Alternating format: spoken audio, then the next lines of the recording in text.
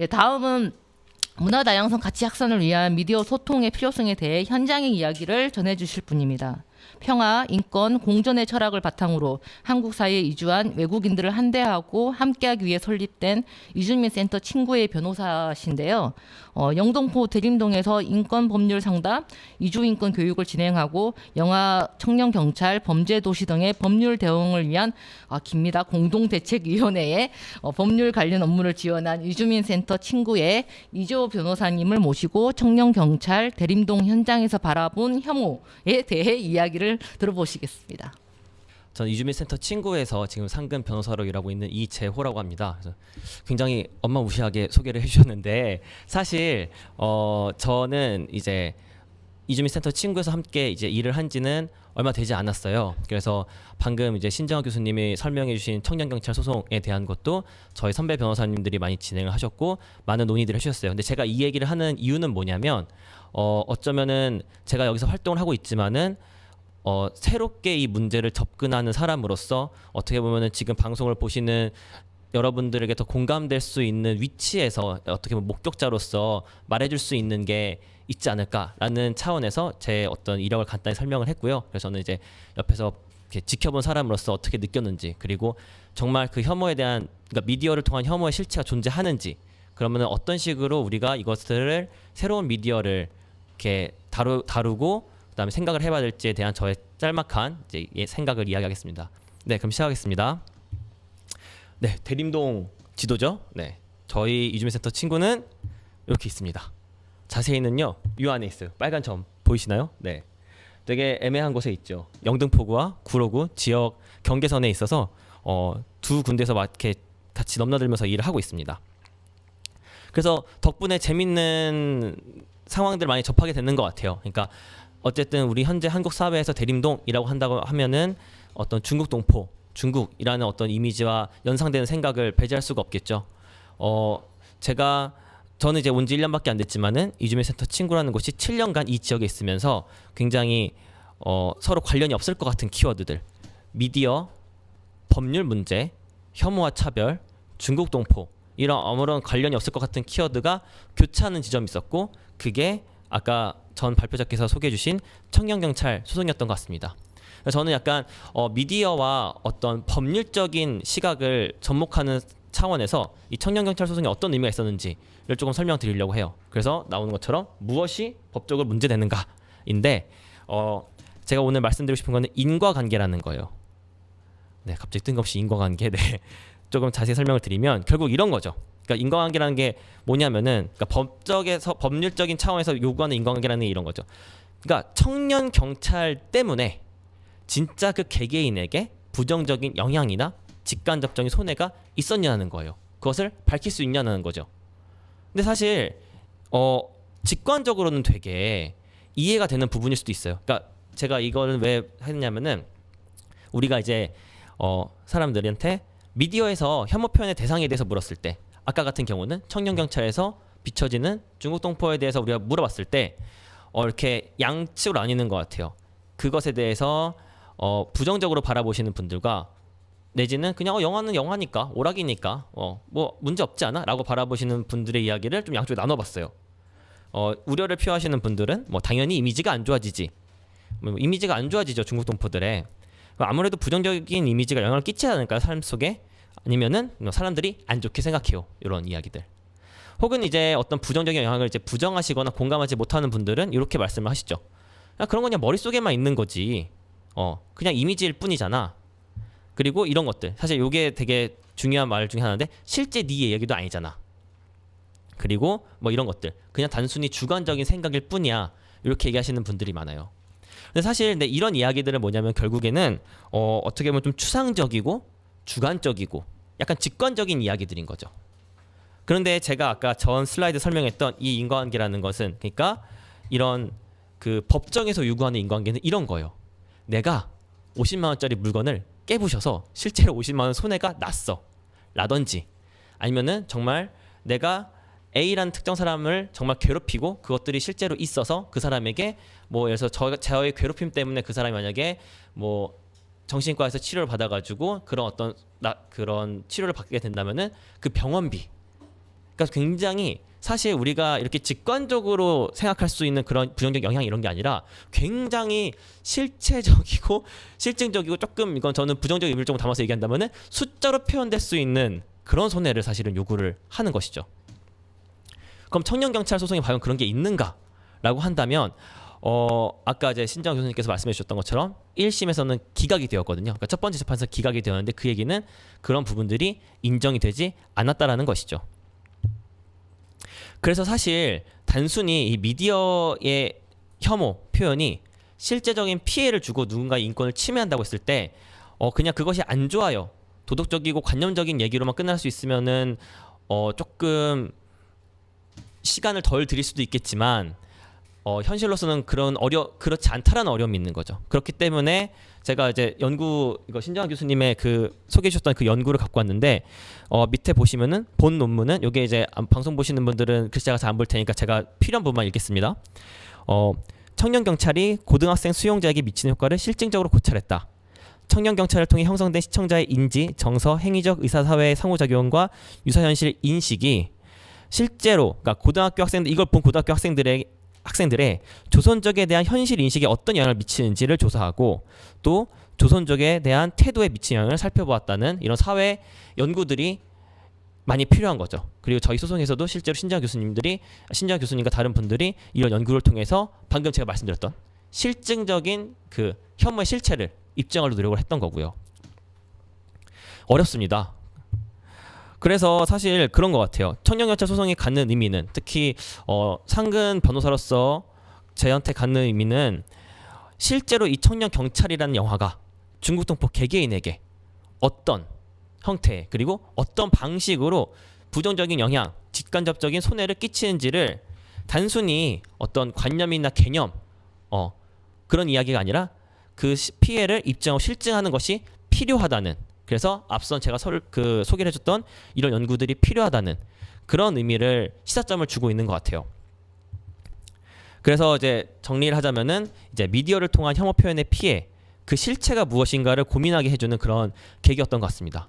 사실은 제가 이걸 준비하면서 친구들이랑도 이제 그냥 혐오에 관련된 이야기들을 많이 하는데 되게 인상적이었던 그 친구의 대사가 있어요. 그래서 적어왔었는데 뭐 꼭 이제 이주민은 아니지만은 이번 젠더에 관련된 혐오 얘기를 했었는데 그 친구가 이런 얘기를 하더라고요. 실제로 그런 게 존재하고 피해가 있다고 했더니 그런 거는 다 비이성적인 사람들이 하는 말도 안 되는 소리라고 그런 관념들과 생각은 이제 머릿속에만 있는 주관적인 것이지 그게 눈으로 보이지도 않고 실체가 어딨냐라고 말을 하더라고요.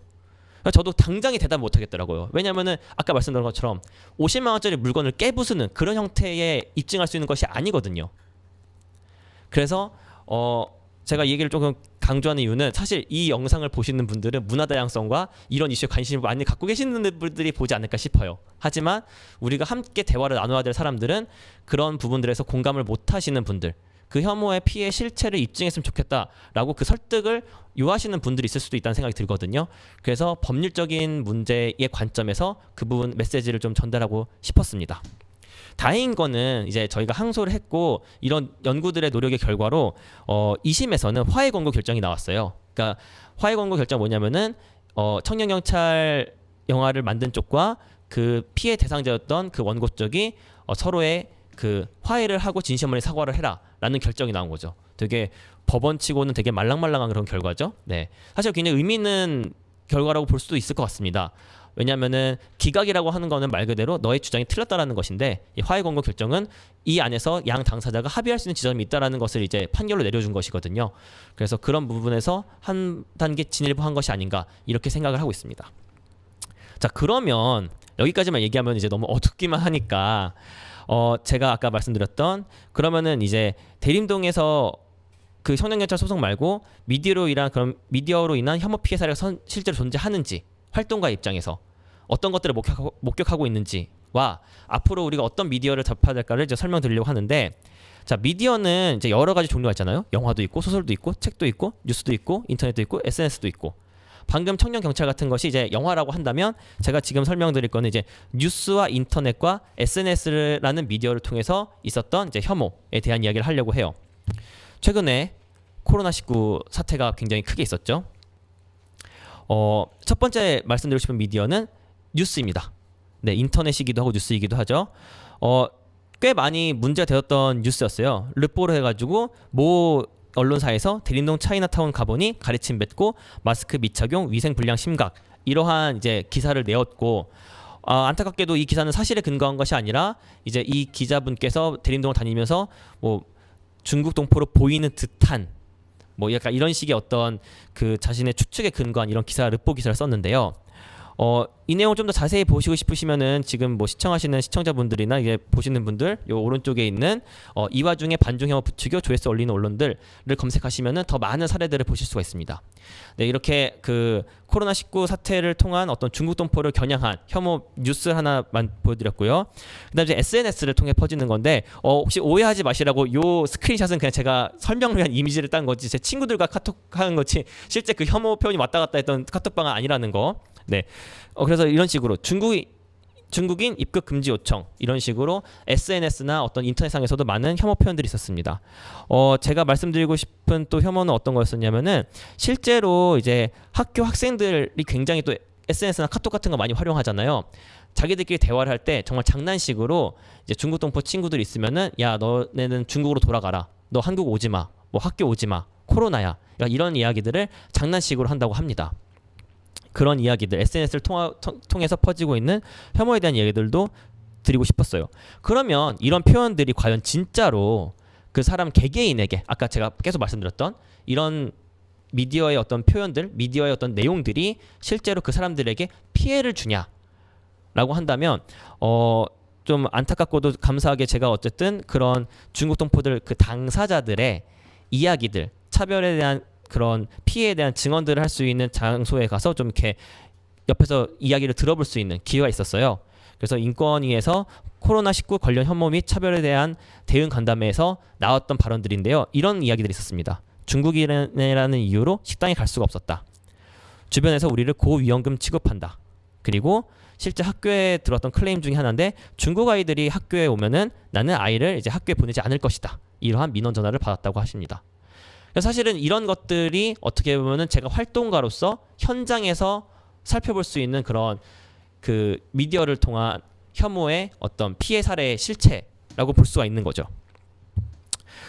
제가 사실 이러한 류의 강의나 내지는 이런 어떤 발표나 이런 데서 많이 그 활용하는 건데 이거 이제 그 이 증언 대회에서 발표를 하셨던 그 학교 선생님의 글입니다. 이거 허락은 받았고요. 네.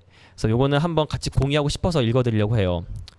우리는 아이들의 통합과 행복한 학교 생활을 위해 인권 감수성을 높이고 서로를 배려하는 수업들을 진행하였다. 그 결과 아이들은 서로 다른 문화와 언어에도 불구하고 서로를 배려하고 이해하는 모습을 보여주었다. 그러나 그 모든 것들이 어른들의 혐오와 차별로 한순간에 물거품이 되었다. 아이들은 SNS에서 중국으로 돌아가. 너 코로나니까 위험해. 오지마. 라는 이야기를 하고 중국 출신 아이들은 그 안에서 저항하지 못한 채 혐오와 차별에 그대로 노출되어 있다. 그러나 이 사회에는 이 아이들을 위해 우리는 무엇을 할 수 있는지 어떤 것을 할 수 있는지에 대한 이야기가 거의 되고 있지 않다라는 말씀을 하셨습니다. 그래서 이런 이야기를 이제 마지막으로 제가 미디어를 통한 혐오 표현의 피해가 실제로 삶의 현장에서 존재하고 있다는 것을 이제 활동가 입장에서 말씀을 드렸고 그러면은 우리는 어떤 미디어를 도대체 생산을 해야 되고 어떻게 다뤄야 하는가에 대해서 뭐 한 짧게 말씀드리고 이제 마치려고 해요. 저희 센터에 강의 오셨던 이제 차별금지법 관련해서 활동하시는 변호사님이 강의 중에서 이런 말씀하셨어요. 너무 좋아가지고 가져왔는데 좋은 미디어로 혐오를 덮어야 한다. 미디어가 혐오를 생산한다면 좋은 미디어로 그 혐오를 덮을 필요가 있다라는 말씀하셨어요. 그래서 제가 이 얘기를 듣고 항상 차용하는 미디어가 하나 있는데 요거 이제 유튜브에 있는 건데 한번 찾아보시면 재밌어요. 출처 밑에 있고요. 네, 조선족이어서 이별한 이야기. 뭐냐면 한 젊은 남성과 여성이 연애를 했는데 그 여성분이 중국 동포라는 이유로 집안에 반대를 해서 이별을 했던 아주 이제 슬픈 사랑 이야기인데 댓글을 보니까 놀라웠던 게 굉장히 우호적인 댓글. 왜냐면 제가 이제 이런 활동하면서 항상 접한 댓글들은 그 내용이 어떤 것이든 항상 혐오에 쩔어 있는 댓글들이 있었는데 이 영상에는 댓글이 되게 아름다운 댓글만 있는 거예요. 막 어떻게 차별하면 되나요? 뭐 그 부모님이 너무 나빴네요. 이런 댓글들이 있어가지고 이제 방금 말씀드렸던 좋은 미디어로 혐오를 덮는 어떤 예시로서 이거를 저는 좀 사용하려고 했거든요. 그래서 오늘 이 발표 때문에 다시 한번 영상을 봐가지고 댓글을 검색했는데 딱 이렇게 나오더라고요. 그러니까 이거는 제가 처음에 봤던 댓글들 뭐 저런 여성분처럼 개인으로만 바라보고 사람을 바라보면 안 될까 싶다. 2년 전의 댓글 모두 힘내세요. 1년 전의 댓글 안타깝네요. 1년 전 더 좋은 사람 만나실 걸 힘내세요 이래가지고 이걸 갖고 와야 되겠다 좋은 미디어의 예시로 해서 또 갖고 왔는데 갑자기 2개월 전에인 댓글에 중국인 추방시켜라 뭐 중국인 뭐 조선족 중국인 뭐 돌아가세요 또 21시간 전에 방송을 왜 못 사는 척 가난한 나라가 얼마나 더 가져가야만 행복하세요 막 이런 댓글들이 달려 있는 거예요. 되게 흥미롭더라고요. 문제는 발표 전이라 가지고 되게 당황스러웠는데 그래서 제가 댓글 한번 몇 개 찾아봤어요. 영상 게시일이 2018년 2월 9일이고요. 그때 댓글이 총 현재 기준으로 6,000개 정도가 있는데 그중에서 201개의 댓글을 제가 한번 조사했는데 2년 전, 1년 전, 6개월은 댓글이 이렇습니다. 까만 거는 약간 긍정적인 댓글, 빨간 거는 이제 약간 혐오 표현에 대한 댓글이거든요. 그런데 바로 3개월 전부터 댓글이 이렇게 변화가 됩니다. 3개월, 2개월, 1개월 전 댓글들은 보시는 것처럼 정말 같은 영상이 맞을까 싶을 정도로 혐오 표현 댓글이 훨씬 더 비중이 높죠. 사실 뭐 저는 뭐 학자나 이렇지 않기 때문에 그냥 직관적으로 그냥 설명드리면 사실 코로나19 사태 이후로 달린 댓글들은 굉장히 혐오 표현 댓글이 많았던 것 같습니다. 사실 제가 그래서 이걸 갖고 오고 여러분들 소개시켜드린 이유는 뭐냐면은 이 현상을 해서 되게 이 댓글이 되게 잘 설명하더라고요. 1개월 전 댓글. 옛날엔 봤을 때 슬펐는데 지금 보니 끄덕끄덕. 약간 이런 식으로. 그래서 약간 이런 생각이 들더라고요. 미디어는 고정되어 있지 않은 것 같아요. 시간이나 상황이나 맥락에 따라서 동적으로 변화하는 거죠. 그래서 저도 처음에는 미디어를 생산하는 것만 생각을 했었는데 좋은 미디어를 만들어 혐오를 덮어야 한다라는 메시지에서 만들기만 하면 안 되고 이제 그런 것들을 만들어서 긍정적인 상호작용을 함께 고려해서 어떻게 우리가 이것을 계속 다뤄나가야 될지를 함께 생각하면서 혐오를 덮어야 된다라는 생각이 들었고 이거를 함께 우리가 고민을 해봤으면 좋겠다라는 말씀을 전하면서 제 발표를 마치도록 하겠습니다. 감사합니다.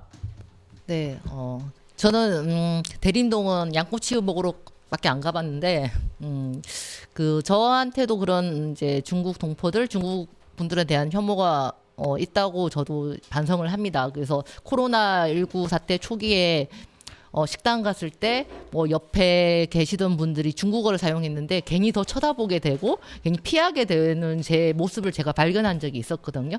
이런 것들이 이제 이런 저 또한 이제 다양한 분들 이주민 만나고 중국 동포들을 만나지만 이런 미디어를 통해서 아니면 사회적 분위기를 통해서 저한테 생기는 혐오가 생기고 있다는 생각도 저도 들고 반성도 되는 지점인 것 같습니다.